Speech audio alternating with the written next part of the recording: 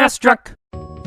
It seems like you can't have a conversation these days about retro gaming without eventually talking about how expensive the cartridges have become, especially for the Super Nintendo. The average game goes for over $20 according to PriceCharting.com. That's just ridiculous. I even made a video about picking up cheap SNES games a couple years ago, but it's totally outdated now. Even stuff like Plock and Tetris Attack are going for $15 to $20 each and climbing. So I thought I'd make an updated video, or more accurately, a list of the best games you can still get for under $10. Obviously, this is completely subjective, it being a list and all, but please don't let that stop you from leaving a comment about how I'm a monkey's uncle. That would really make my day. 13.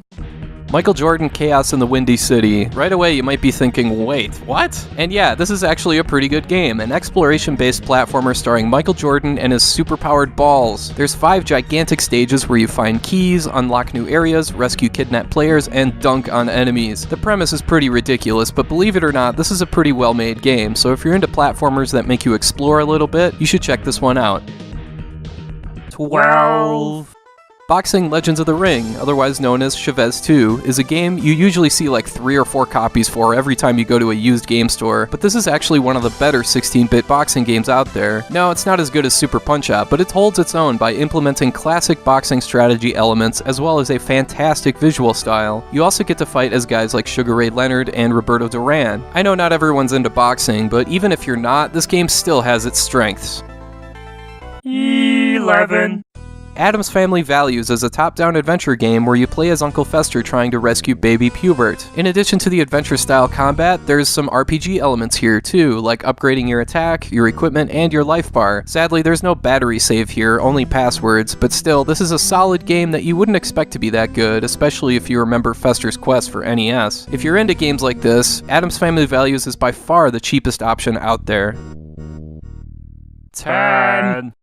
Hyperzone is a fast-paced Mode 7 rail shooter that came out early in the SNES lifespan and has managed to stay a cheap cartridge even with prices going crazy with almost every other game. Some people may be turned off by the visuals here, which can be, let's face it, downright ugly at times, but this is still a perfectly fine shooter that can be really challenging at times. There's not much to the gameplay, what you see is what you get here and that's it. No other game modes or options or anything, but still, sometimes it's fun to just sit down and make stuff go boom. 9. Ken Griffey Jr. presents Major League Baseball. Come on, you knew I'd bring this game up. This is by far the best baseball game on the system and one of the best sports games ever made. And even if you're not that into baseball, you'll still have a good time playing this one, whether it's a 162 game season or a home run derby. It's easy to get a grasp of both pitching and hitting, and the art style has aged really well. This is one of my favorite games ever. 8. Super Empire Strikes Back. You could probably pick from any of the 3 Super Star Wars games on the SNES since they're all pretty cheap, but I've had the most fun with this one. Maybe it's because it's the best movie of the 3, I don't know. But yeah, this game is infamously difficult, easily one of the hardest games on the Super Nintendo. The enemy patterns can be hard to grasp, the respawning here is insane, and some of the boss fights are downright ridiculous. Still, it's just cool to hear that music in 16-bit form, and it's cool to play as Luke and Han and Chewie. 7. Tiny Toon Adventures Buster Bust Loose. This is one cartridge from my earlier cheap SNES games video that hasn't changed much in price for whatever reason. It's a side-scroller made by Konami that features all sorts of bonus games that add a lot of variety, and it also represents the source material very well. I know this game has kind of like a childlike vibe to it, but it's definitely a worthwhile playthrough and a well-made game. 6. SimCity may be seen as a pretty limited game today, but sometimes it's still nice and relaxing to just sit back and build a city while that tranquil soundtrack washes over you. This is an easy pick for this list, it's always been super cheap, and it's a great challenge to try and legitimately build a city. Of course, if you'd rather put in the money code and just build an entire city made out of airports, that's cool too. 5. Pilot Wings is another really challenging title where you fly biplanes and jetpacks through obstacle courses, skydive through rings, and eventually make stuff go boom with a helicopter. Yeah, it's tough, but the physics engine here is consistent and reliable, and it's one of the great 100% titles in the SNES library. Getting perfect scores across the board is a hell of a challenge, but it can be done. Like SimCity, Pilot Wings has always been a cheap cartridge, and similarly, it also has kind of a relaxing vibe to it, despite how tough it is. It's well worth playing today, and should be a part of anyone's SNES collection. 4.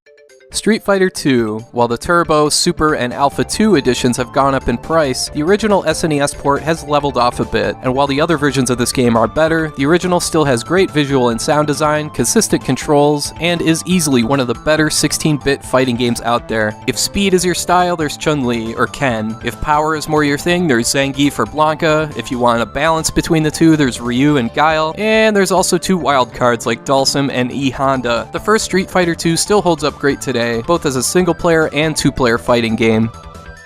3. Top Gear. I remember standing at the rental store one day thinking about how tired I was of all the same old stuff I kept renting over and over, so I decided to take a chance on this racing game I'd never heard of. Turns out that was one of the best decisions I'd ever made in my young life at that point, because Top Gear is an exhilarating arcade-style racing game with a wide variety of tracks and an incredible sense of speed. Yeah, the split screen that's there even as you play in single player is kind of annoying, but it's at least fun to try and make the computer's life hell. Top Gear is one of my all-time favorites. 2.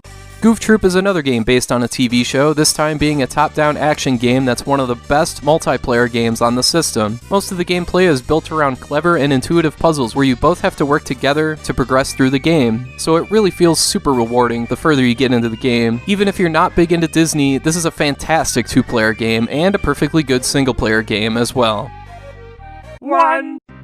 F-Zero is not only one of the best launch titles ever, but it's one of the best racing games ever made. This is an easy choice for number 1 on this list, because not only is it cheap, but it's really easy to find whether it be online or in used game stores. And of course, it's one of the best SNES games out there because of its flexible difficulty, variety of tracks and cars, and memorable music. This game sold like a gazillion copies for a reason, and if you don't own a copy for yourself, you should remedy that sooner than later.